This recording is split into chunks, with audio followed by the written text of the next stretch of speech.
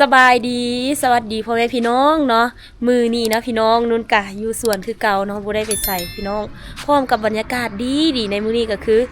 ฟ้าบ่แดดฝนบ่ตกเนาะฟ้าบดอึมครึมแต่กะอุ่นๆอยู่เนาะพี่น้องก็คือเมื่อวานซื้อเนี่ยฝนตกเนาะไปใส่ก็ค่อนข้างยุ่งยากเนาะแล้วก็มื้อนึงหันก็ตกอีกโอ้ยเนาะสิไปใส่ก็ยุ่งยากย้อนว่าอากาศหนาวพี่น้องย่างออกนอกบ่ได้เลยเมื่อวานนี่ก็รู้สึกว่ามันตกตอนเช้าแต่ว่าตอนแรงนี่ก็บ่ตกแล้วเนาะแล้วก็มามื้อนี้ก็คืออุ่นๆอยู่พี่น้องอยู่หัวอยู่สวนค่ะปกติเนาะนุ่งเครื่องยาวมื้อนี้ก็สิพาพี่น้องเนาะขึ้นเมือเลาะเบิ่งเก็บผักให้แม่เฒ่าเนาะเพราะว่ามื้อวานซั่นมื้ออื่นนี่แม่เฒ่านุ่นสิมัดแขนอยู่บ้านเนาะก็คือเพิ่นจะสู่ขวัญครบรอบ60ปีของเพิ่นเนาะก็อีแม่เป็นลูกกกก็จะออกหมูออกหยังนี่แหละเนาะออกหมูออกเหล้าออกเบียร์เนาะแล้วก็เชิญญาติพี่น้องเนาะเขาเจ้าก็ได้บอกตั้งแต่มื้อนี้แต่ว่ามื้อนี้ก็นุ่นก็สิได้ไปเก็บผักเนาะเป็นผักกับมะยุมะยะแหละอยู่หัวอยู่สวนเฮานี่แหละพี่น้องเนาะเดี๋ยวสิพาพี่น้องเนาะเบิ่งบรรยากาศในยามเช้าเนาะอยู่ภายในสวนของเฮาเพราะว่าก็ปกติก็เฮ็ดกิจวัตรประจำวันก็จะพาพี่น้องเบิ่งเลยแต่ว่ามื้อนี้คือเฮ็ดเวียกแล้วเนาะจึงย่างลงมาพี่ก็สิพาพี่น้องเบิ่งบรรยากาศพร้อมๆกันในยามเช้าเนาะพี่น้องไปนี่เนาะย่างลงมาเบิ่งเด้มื้อวานนี่เกิดเหตุบ่คาดคิดเนาะก็คืองัวมาบุกกินสาลีเนาะที่แบบว่านุ่นกู้ปลาไว้อยู่นี่เนาะกู้คิดว่าปลาไว้แล้วก็มันแห้งดีแล้วก็เฮาจึงสิเอาเมื่อบดเทื่อละหน่อยเนาะเอาบดให้หมูหั่นแหละแล้วสุดท้ายงัวมากินเนาะแล้วก็เหยียบเป่ามันยังจีกสะซายอันนี้มันเก็บแล้วเป็นที่ห้อยเด้พื้นนุ่นกับแม่ตัดมื้อนั้นหั่นบ่ได้เอามาปะอยู่เฮือนเนาะสิปะอยู่เฮือนก็ย่านมีหนูมีมีหนูมีงูมีอย่างนั้นแหละเนาะก็เลยมาปะอยู่พี่ปะอยู่เฮือนหน่อยนึงเนาะซับมันเฮาสิดังไฟดังหยังหั่นน่ะ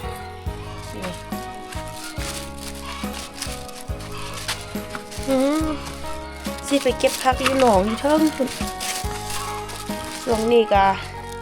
พาพี่น้องมาเบิ่งหมูเฮาโดนเติบเนาะเด้นี่ตอนสวยมันพากันนอนดูสินี่นะอันนี้ที่เราอยากขายหมดเนาะแต่บ่มีคนซื้อบ่มีกองกัน4ตัวบ่ใหญ่เนาะตัวนี้ก็ตัวใหญ่แบบอันอยู่นี่มันจะมี4ตัวเนาะเฮาขายตัวนึงเนาะตัวนึงหั่น2.5 ล้านเนาะประมาณ4,000 บาทนี่แหละเนาะตัวหนึ่งแล้วก็ยังตัวนี้ก็เขาสิเอาเมื่อมัดแขนไม่เท่าเนาะมืออื่นตอนเช้าเขาสิเอาตัวนั่นเมื่อมัดแขนไม่เท่ายัง2ตัวนี่ได้เนาะก็คือตัวหนึ่งหันเป็นมูของตัวนี้แหละเขาขายได้ 4,000 เนาะแต่ว่าตัวนี้แม่ว่าขายประมาณ 6,000 นี่แหละมันใหญ่กว่าแต่บ่ได้ขายเนาะเอาเมื่อสู่ขวัญให้ไม่เท่าเขาบ่ได้สั่งเลยเนาะตัวหมูอยู่บ้านเฮาเนี่ยบ่ได้สั่งเนาะคันว่าตัวหมูน้อยกระเทือนจังซี่ก็มีแต่ว่าเฮาเว้าเลยว่าราคาเฮาอยากได้ประมาณใดเนาะบางเจ้ามาก็บ่ได้โตเลยเนาะแต่ว่าบางเจ้ามาก็ยังโตอยู่เนาะยังโตว่าบางตู้มันน้อยเนาะมันบ่ซ้ำมันบ่เหมาะกับราคาที่เฮาเว้าเจ้าก็โตดีรุดเฮาก็รุดเนาะคันบ่ดีรุดก็เฮาก็บ่รุดเพราะว่าบางอย่างมันก็แพงคือหัวอาหารบ่คืออันสาลีบดบอละเฮาซื้อเนาะเฮาซื้อบดทุกอย่างบ่แม่นเฮาผลิตเองหั่นน่ะเฮาเลี้ยงก็มีแต่ว่าหมูเฮาคันว่าเฮาบ่เกลือจังซั่นมันก็บ่ใหญ่หั่นแหละเนาะหมูอยู่บ้านเฮาคันว่ามันหมูใหญ่น่ะเขาเจ้าจะขายโลประมาณ80 บาทนี่แหละโล60,000เนาะประมาณ80 บาทเพราะว่า100 บาทได้ 70,000เนาะประมาณ80 บาทต่อ1 กิโลเนาะอยู่บ้านเฮาก็คือหมูลาดนี่จะเป็นประมาณนั้นแล้วก็หมูพันธุ์ก็บ่ฮู้ว่าเหลือบ่เพราะว่าครอบครัวนุ่นก็บ่เคยแบบว่าเลี้ยงหมูพันธุ์เลี้ยงส่วนหลายก็จะเป็นหมูลาดหมูที่เฮาเลี้ยงเองผสมพันธุ์อยู่ในสวนเฮานี่แหละแบบว่ามันเป็นหมูแต่ตัวนึง2ตัวที่เฮาเลี้ยงหมูแม่เนาะแล้วก็มันเกิดลูกเฮาจึงเอาลูกมันมาเลี้ยงจังซั่นบ่ค่อยได้ซื้อแต่ว่านุ่นหากับมาซื้อหมูพันธุ์นี่มาเลี้ยงลองเบิ่งเนาะ ของนุ่นทัน4 โตวหันเป็นหมูพันหมดเนาะบ่ฮู้ว่าสิขายแนวใดเนาะสิได้ราคาบ่เพราะว่านุ่นก็บ่เคยเลี้ยงแล้วก็หากันมาเริ่มต้นเนาะเริ่มต้นชีวิตนี่เฮามาถึงนี่เฮาว่าพี่น้องเบิ่งอันตัวหมูเฮาก่อนเนาะว่าใหญ่ประมาณใดแล้วนี่อันนี้มันตัวหมูอันเฮาซื้อช่วงก่อนใน4 ตัวนะพี่น้องเด้ใหญ่ประมาณนี้แล้วเนาะเด้ใหญ่ยาวหมูพันเนาะตัวนี้คือว่าใหญ่ตัวนั้นมาทำอีกหั่นสุดท้าย3 ตัวน้อยนี่สิซ้ำตัวนี้แล้วเนาะแม่ก็บอกให้ขายเพราะมันล้นเลี้ยงมันกินหลายโพดแล้วก็มันไก่บนเขามาเกลือเลยเนาะแบกห้ามขึ้นภูคือพี่น้องเห็นทันเลยเด้อันแม่ก็ให้พอให้อันประมาณนี้เนาะใหญ่ประมาณนี้แล้วแต่ว่านุ่นโบขายเถื่อเนาะป้ามันใหญ่กว่านี้จึงขายใหญ่ๆเลยเด้หมูอันนี้นุ่นยังบุพาพี่น้องมาเบิ่งยักบาทบ่มันเกิดลูกแล้วพี่น้องเอ้ยเด้เกิดลูก3 ตัวตุ้ยพี่ดีงามคักเนาะพามาเบิ่งแล้วบ่นุ่นจะลืมเด้มันก็งงกันตัวแม่มันก็ใหญ่นะพี่น้องปกติมันเกิดลูกแล้วมันก็เกิดประมาณ7-8 ตัว9 ตัวเนาะอันนี้เกิดน้อยอะแถวว่าเด้ลี่ฮะ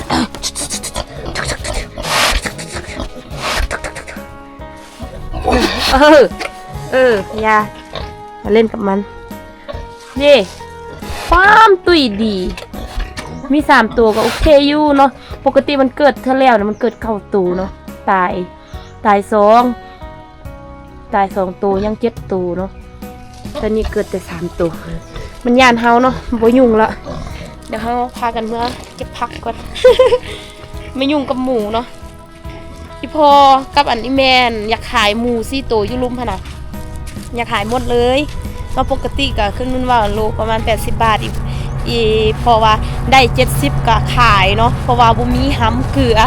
มันยุ่งยากห้ำหั่นแหละเนาะแต่ช่วงนี้ก็คือยังบ่มีผู้ใดซื้อผู้ใดก็มัดแขนอยู่แต่ว่าเขาเจ้าก็เลี้ยงเองเนาะดำเล็กดำน้อยดำโต2 ตัวแต่ละเฮือนนี่มีบด เนาะคันว่าเฮือนใดบ่มีเขาเจ้าก็มาซื้อเนาะมื้อวานนี้ก็ขายไปตัวนึงเนาะ2.5 ล้านได้ประมาณ 4,000 บาทนี่แหละพอดีมื้ออื่นกะสิมัดแขนไม่เท่าเนาะเฮาก็สิได้ออกเงิน เลี้ยงแขกเลี้ยงคนเนาะวันนี้เดี๋ยวพาพี่น้องมาเก็บผักก่อนลมอยู่เนาะนี่ไก่นี่เขาปล่อยแบบสี่แหละเด็กไข่อยู่ใส่มันไข่ตามสบายเนาะนี่เขายางมาหอถึงแล้วบรรยากาศอยู่สวนกะจะประมาณนี้เลยพี่น้องเนาะยังเขียวทุ่มอยู่เนาะบางจุดที่เห็นเหลืองๆนั้นเป็นหญ้าตายเนาะพี่น้องเด็กเนาะอากาศดีเนาะฝนบ่ตกฟ้าบ่แดดแต่ก็ฟ้าบดอึมครึมคือว่าอะไรยังอุ่นๆอยู่เนาะถือว่าบรรยากาศดีพอสมควรเลยเอาพาพี่น้องเนาะยางเลาะอยู่ในสวนสอบเก็บผักเก็บหยังเก็บแนวสิเมื่อกลับเมื่อตอนรับแขกทันแน่เนาะเพราะว่าญาติพี่น้องของเฮาอันอยู่ผงสาลีเนาะแล้วก็อยู่หลวงพ่อบางเขาจะมาน่ะอันแม่เฒ่าอ่ะนะแต่ก่อนขนาดเขาเจ้าเคยย้ายไปอยู่หลวงพ่อบางเนาะ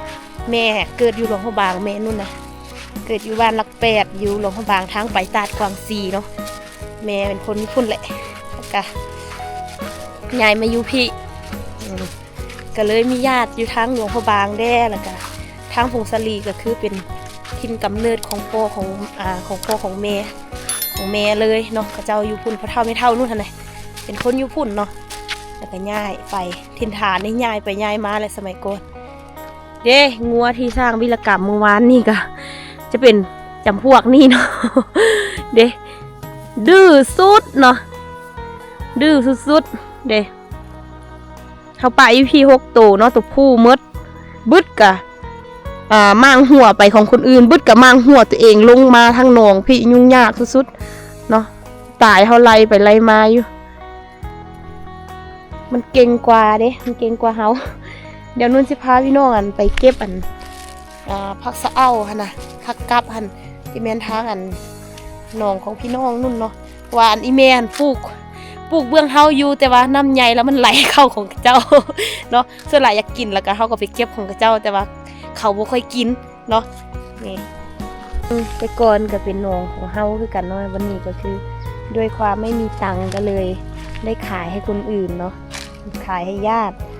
เบิ่งดอกบัวนี่ก็แม่นนุ่นแหละปลูกดอกบัวผักบ้งอีหยังมันปลูกเนาะตะกี้มันตูบเฮานี่อยู่บนนี้เนาะมีตูบอยู่นี่เด้เฮาสิมาเบิ่งว่ามีบ่เนาะเก็บโอ้ยมีอยู่แต่ว่าบ่งามเนาะเด้มันแก่กายแล้วนี่อันนี้แหละผักกับลาบกับหยังเนาะแซ่บ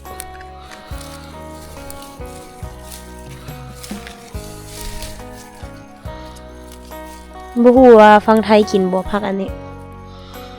มันเฮากับแล้วมันอยากเผ็ดๆเท่าน่ะเวลาเฮาอันเฮ็ดลาบปลาลาบหยังโอ้ความสุดยอด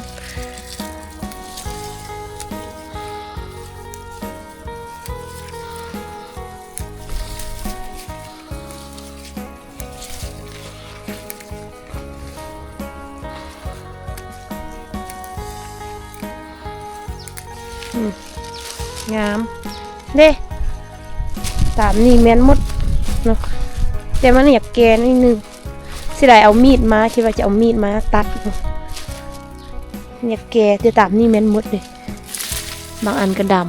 ำ มีหลายชนิดเนาะตามนั่นแม่นหมดเก็บก่อนโอ้โหแบบนี้เลยนะลงมือมาเก็บเนาะเอามีดตัดน่าจะไวกว่า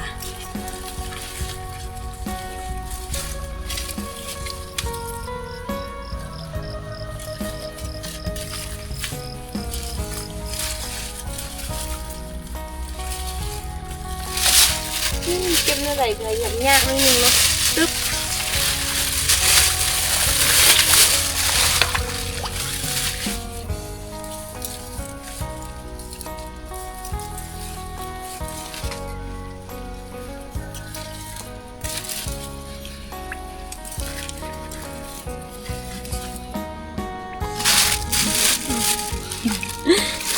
ได้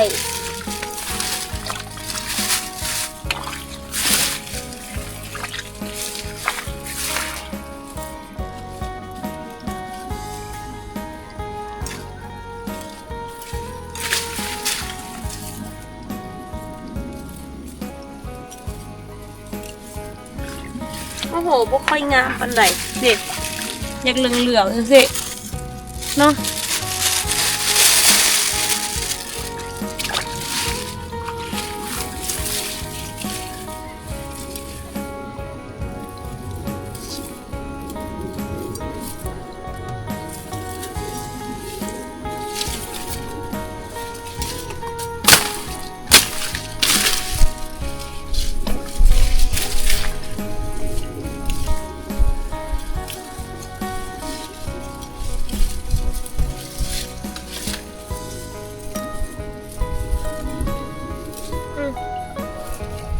โอ้โห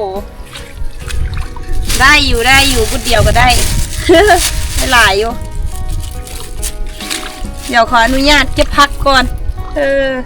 เนาะเก็บไปเก็บมาเก็บไปเบิ่งเด็กก่อนเสือบผักอยู่บนตึบโพดเนาะโอ้ยากในการเอาแต่นุ่นได้ถุงหนึ่งแล้วคุณ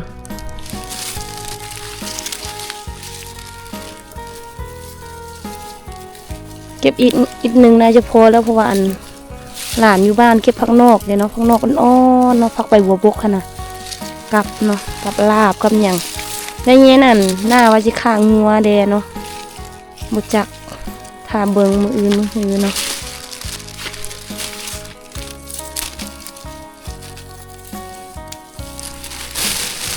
ตึ๊บโคตรเก็บบูว่าจะเก็บอันใดเลยตึ๊บใบอันนี้นะมันจะมักอยู่บอนอันบวกเนาะผักสะเอ้าเขาว่าเวลาเขากับลาบกับอันกับลาบอันแบบลาบงัวบ่ลาบอันปลาลาบอย่างฮะนะแซ่บ มันจะออกรสชาติแบบเผ็ดๆหน่อยนึงเนาะมักอยู่บนบวกคนลาวนิยมกินเด้อผักชนิดนี้นะคนลาวนิยมกินเวลามีดองมีแก้วมีทำบูสุขขวัญต่างๆเนาะเขาเจ้าก็จะมาเก็บผักอันนี้กับลาบเนาะเด้เต็มผู้ใดบ่มีอันแบบว่าเป็นบวกเป็นหยังนะเป็นหนองนี่สินะปลูกบ่ขึ้นเนาะปลูกตามนั้นนะเด้บอนมันอยู่นี่มันบวกสุดเทิงคุณ